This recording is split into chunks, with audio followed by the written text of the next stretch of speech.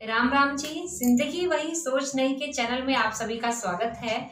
मैं हूं आपकी निशा तनवर। आज भी मैं आपके लिए एक नई वीडियो लेकर आई हूं। उम्मीद करती हूँ जिंदगी वही सोच नहीं के चैनल का परिवार जो यूट्यूब के माध्यम से बना है वो सभी कुशल मंगल से होंगे और आप सभी हमारे चैनल के उद्देश्य को पूरा करने के लिए आप हमारी मदद जरूर करेंगे, सहयोग जरूर करेंगे। और आज की जो वीडियो का जो टॉपिक है वो विषय है वो है सेल्फ रियलाइजेशन, आत्मबोध। सेल्फ रियलाइजेशन क्या है? सेल्फ रियलाइजेशन एक बहुत ही हाई लेवल का एक विषय है, टॉपिक है, लेकिन उस लेवल तक हम एकदम से नहीं पहुंच सकते हैं। लेकिन हमें ये जानना ज़रूरी है कि हमारे जीवन का लक्ष्य क्या है, हमारी ज़िंदगी का लक्ष्य क्या है। हम अपनी पिछली वीडियोस में जो भी आपको टेक्निक बता रहे हैं वो टेक्निक का क्या यूज़ है, उसे करना क्यों करना है हमें उन टेक्निक्स को, उससे क्या होगा। उन टेक्निक्स को करने से यह होगा कि हमारे अंदर पॉजिटिव एनर्जी आएगी, हमारे अंदर पॉजिटिव एनर्जी का प्रवाह होगा। तो जब हमारे शरीर के अंदर पॉजिटिव एनर्जी का प्रवाह होगा तो हमारे जीवन के जितने भी काम हमने सोच रखे हैं या करने के लिए रखे हैं वो सभी काम एकदम से बन जाएंगे हमारे, क्योंकि जो ऊर्जा हमारे अंदर ऊर्जा होती है, हर कार्य को करने में ऊर्जा होती है, सभी कार्य ऊर्जा से ही होते हैं। हमारे दिमाग में जो भी विचार आते हैं या हम जो भी प्लानिंग करते हैं वो सब ऊर्जा ही है। जब हमारी वही ऊर्जा पॉजिटिव ऊर्जा बनेगी तो हमारे काम अपने आप बन जाएंगे। लेकिन अगर हम अपने मानव जीवन को देखें तो हम ये देखेंगे कि मानव जीवन क्या है मानव जीवन। ऐसा तो नहीं है कि हम पैदा हो गए और उसके बाद हम एक बहुत बड़े अफसर बन गए, हमने खूब सारा धन दौलत इकट्ठा कर लिया, पैसा कमा लिया, शादी हो गई, हमारे बच्चे हो गए, हमने अपने बच्चों की भी शादियां कर दी और शादियां करने के बाद हमारी जिम्मेदारी खत्म हो गई और हम मर भी गए और हम खत्म हो गए। तो हमारे जीवन का उद्देश्य क्या है? जब हम इस संसार में आए, जब ईश्वर ने हम भगवान का अंश हैं, हम भगवान का अंश है, जब उसने हमें यहाँ पे भेजा है तो हमारा कोई उद्देश्य है। उस उद्देश्य को पूरा करने के लिए हमें ये शरीर मिला है। तो जब हम मान लीजिए जब हमें ये शरीर मिला है तो कुछ उद्देश्य को पाने के लिए हमें ये माध्यम मिला है। तो जैसे कि फॉर एग्जांपल आप एक जॉब के लिए आपने अप्लाई किया है और उस जॉब का इंटरव्यू देने के लिए आप जाते हैं और अपने बॉस के सामने इंटरव्यू दे रहे होते हैं। तो आप अपने जो आपने रिज्यूम है आपका, आपने उसमें सारे फीचर्स अपने जॉब से रिलेटेड उसमें लिखे हैं। आपने बहुत ज़्यादा क्वालिफिकेशन है हासिल की है, वो सब चीज़ें आपने लिखी हैं। आप बहुत ज़्यादा क्वालिफाई रखते हो उस जॉब को पाने के लिए, आप बहुत ज़्यादा हार्ड वर्कर हो उस जॉब को पाने के लिए, बहुत ज़्यादा टैलेंटेड हो, वो सब चीज़ें आपने उसमें लिखी है। तो आप अपने बॉस को कहते हैं कि आप मुझे ये जॉब दे दीजिए, मैं आपको अच्छा काम करके दिखाऊंगा, आपको किसी भी तरह की निराशा देखने को नहीं मिलेगी, मैं आपको निराश नहीं करूंगा। तो सोचिए जब हमें ये मानव जीवन लेना था तो हमारे यानी कि हमें मानव जीवन मिलने से पहले, ये शरीर मिलने से पहले, ठीक उससे पहले हमारा भी एक इंटरव्यू हुआ है। लेकिन वो इंटरव्यू हमारा भगवान के सामने हुआ है और हमारा बॉस जो था वो भगवान था। हमारा इंटरव्यू भगवान के सामने हुआ है। हमने भगवान से क्या मांगा? मानव जीवन मांगा। हमने भगवान से मांगा कि हमें मानव जीवन दे दो, मानव शरीर दे दो, हम अच्छा काम करेंगे, अच्छे कर्म करेंगे, सबका भला करेंगे, सबका अच्छा सोचेंगे, किसी का बुरा नहीं सोचेंगे, ना ही किसी तरह की ईर्ष्या की भावना रखेंगे, द्वेष की भावना रखेंगे किसी के भी प्रति, और हम आपकी भक्ति भी करेंगे, पूजा पाठ भी करेंगे। तो भगवान ने हमें वो शरीर, वो मानव जीवन दे भी दिया, मानव शरीर दे दिया। तो सोचो वो मानव शरीर पाने के लिए हमें कितने टेस्ट देने पड़े। जब आप एक जॉब को पाने के लिए, जब आप इंटरव्यू देने के लिए कितने लेवल का टेस्ट आप करते हो, एक लेवल, दूसरा, तीसरा, कितने लेवल के टेस्ट आप देते हो, तब जाके आपको वो जॉब मिलती है। तो सोचिए, जब आपको मानव जीवन लेना था तो इस मानव जीवन को लेने के लिए आपको कितने हाई लेवल के टेस्ट देने पड़े होंगे। तो ये जो मानव जीवन हमें मिला है, ये किसी न किसी चीज, उद्देश्य को पाने के लिए मिला है। किसी न किसी कोई हर एक जो भी मानव है, मानव शरीर मिला, सभी का कोई ना कोई उद्देश्य है। तो ऐसा तो नहीं है कि हमने जो भी हम चाहते हैं, हमने जो पाया है, यानी कि जो हम हासिल करना चाहते हैं, कर रहे हैं, उस चीज को हमने हासिल करने के लिए हमने सब कुछ किया है। बस एक स्टेप हमारा रह गया, बाकी सब चीजें हमने कर ली। तब भी हम बात मान लें। तो कहने का मतलब ये है कि भगवान ने जब हमें बनाया, हम भगवान का अंश हैं। उस भगवान ने जो ये शरीर हमें दिया है, इस शरीर को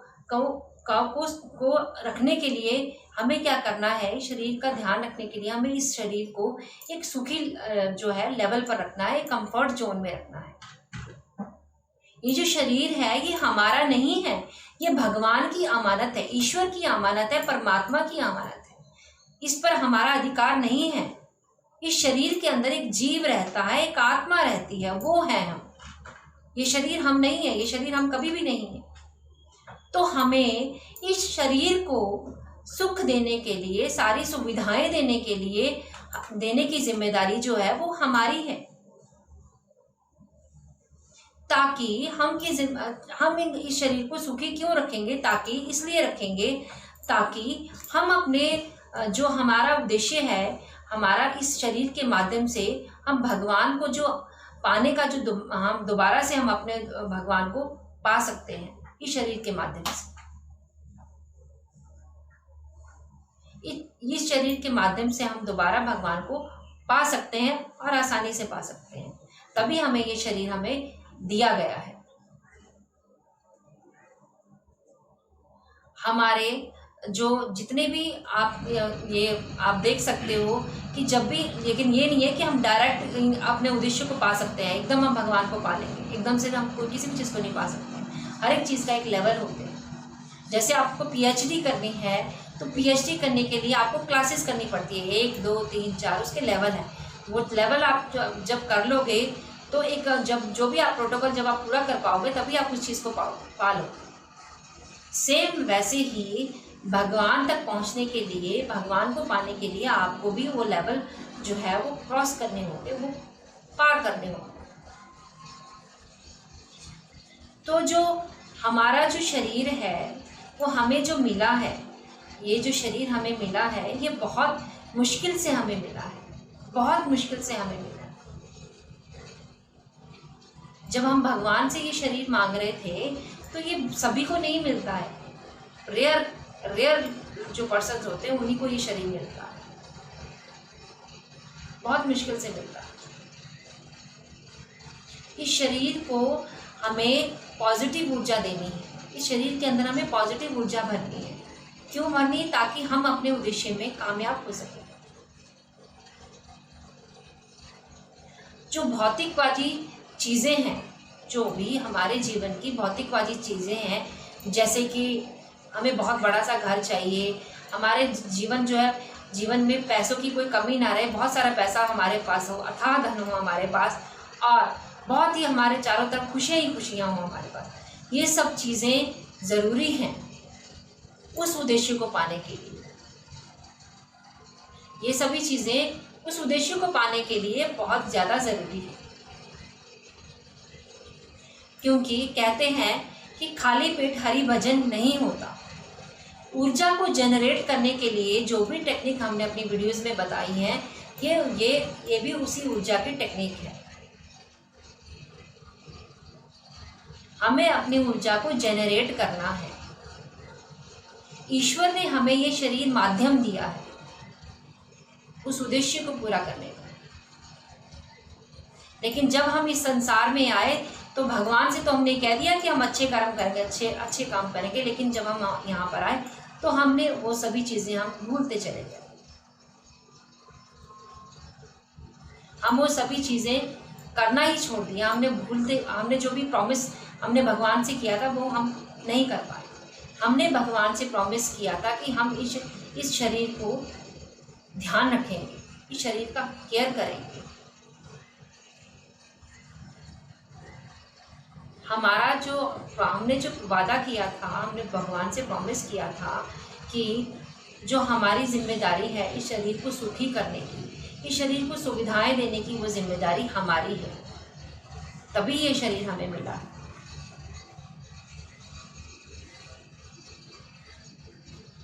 जब भी हमें कोई भी काम हमें करना होता है तो उसकी एक लेवल होता है, उसका एक पॉइंट्स होते हैं, वो पॉइंट्स क्रॉस करने पर ही हमें दूसरे लेवल पर हम पहुंच पाएंगे।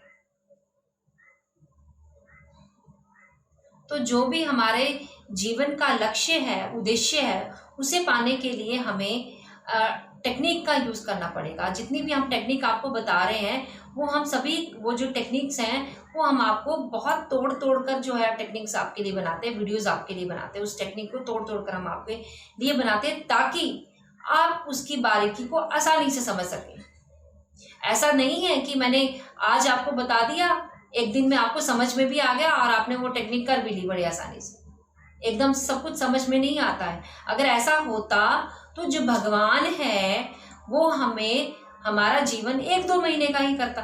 अगर हमें जल्दी समझ में आता सब कुछ, हमें इतने सालों का जीवन क्यों मिला है? हमें इतने सालों का जीवन इसलिए मिला है ताकि हम इसकी गहराई को अच्छे से समझ सकें,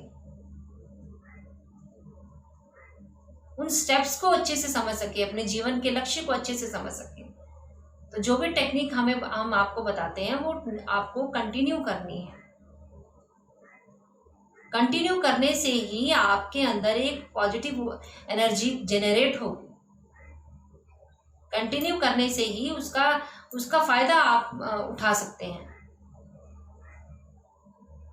जैसे कि किसी बच्चे को किसी एग्जाम्स को क्वालिफाई करने के लिए उसमें एक ये रखा है कि एलिजिबिलिटी रखी है कि 60% मार्क्स आपके होंगे तभी आप ये एग्जाम आप दे सकते हो।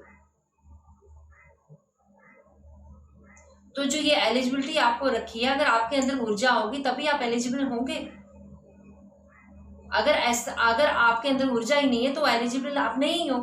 अगर ऐसा है, अगर आप एलिजिबल नहीं हो, आपके पास ऊर्जा नहीं है, तो फिर वही होगा, आपको अलग अलग योनियों में जन्म लेना पड़ेगा। कभी ये बनना है, कभी वो बनेंगे आप। तो उस चीज को करने के लिए हमें क्या करना है, उस ईश्वर को पाने के लिए हमें प्रयास करने हैं। हमें आत्मबोध करना है। यहाँ पर अब आएगा आत्मबोध। आपको वो टेक्निक कैसे करनी है, आपको जो टेक्निक मैं आपको ये आज की वीडियो में बता रही हूँ, वो टेक्निक है उसे आप कभी भी कर सकते हैं। लेट कर, सोकर, सोते समय, बैठ कर, जैसे भी आप करना चाहो आप कर सकते हो। आपको ये टेक्निक शुरू में 5 मिनट के लिए करनी होगी। उसके बाद आप ये मिनट्स जो है बढ़ा सकते हो, 10 मिनट, 15 मिनट, 20 मिनट, अपनी सुविधा के अनुसार आप मिनट्स बढ़ा सकते हो। लेकिन आपको ये टेक्निक जो है 5 मिनट करनी है शुरू में। और दूसरी बात, आपको ये टेक्निक कंटिन्यू करनी है, निरंतर करनी है, कम से कम 1 से 1.5 महीना करनी है। टेक्निक करने का जो तरीका है वो मैं आपको बता रही हूँ। आइज क्लोज करनी है, लेकिन वो पूरी क्लोज नहीं होगी। आंखें बंद करनी है, पूरी तरह से बंद नहीं करनी है, आधी बंद करनी है। बड़े बड़े संत महात्मा जो होते थे वो जब भी आराधना करते थे, किसी चीज़ की तपस्या करते थे, वो अपनी आइज आधी बंद रखते थे। तो आपको भी आधी बंद रखनी है। और फिर क्या करना है, आपको ओम शब्द का उच्चारण करना है। जो ओम की स्पेलिंग है वो OM नहीं है, AUM है। तो आपको करना क्या है वो प्रैक्टिकली मैं आपको इस तरह से बता देती हूँ। आपको आइज आधी बंद करके कहना है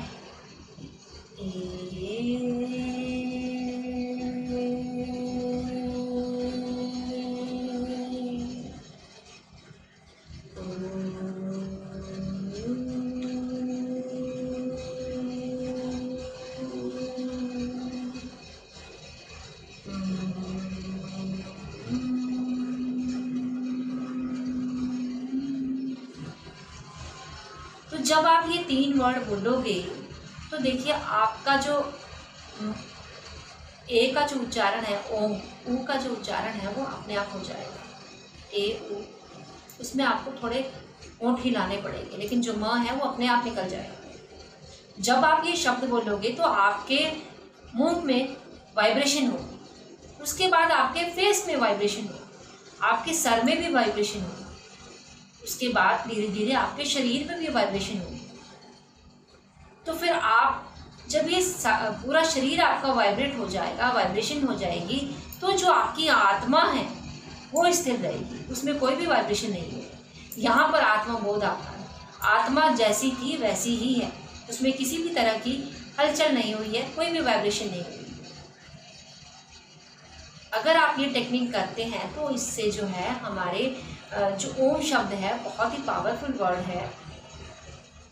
इसे करने से आपकी जितनी भी समस्याएं हैं उनका समाधान होगा। आपको अपने एकाग्र चित्त होने में काफ़ी फ़ायदा मिलेगा, अपने फोकस करने में, अपने उद्देश्य को फोकस करने में बात काफ़ी ज़्यादा आपको बेनिफिट मिलेगा।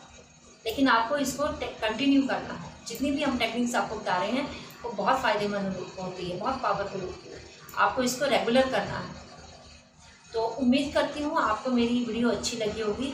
समझ में नहीं आई है तो आप मेरी वीडियो को दोबारा से देख सकते हैं, और मेरी वीडियो को अगर पसंद आया है तो वीडियो के नीचे एक लाइक का बटन है, उसे क्लिक कीजिए, और मेरी इस वीडियो को अपने फ्रेंड्स और रिलेटिव के साथ शेयर ज़रूर कीजिए। सब्सक्राइब कीजिए मेरे इस चैनल को, और साथ ही बेल आइकन के बटन को दबाना बिल्कुल भी ना भूलें, ताकि मेरे लेटेस्ट वीडियो की नोटिफिकेशन आप तक सबसे पहले पहुँचे। और अगली वीडियो मैं आपके लिए जल्दी लेकर आऊँगी। आप मेरे चैनल पर आए उसके लिए बहुत बहुत शुक्रिया, धन्यवाद। राम राम।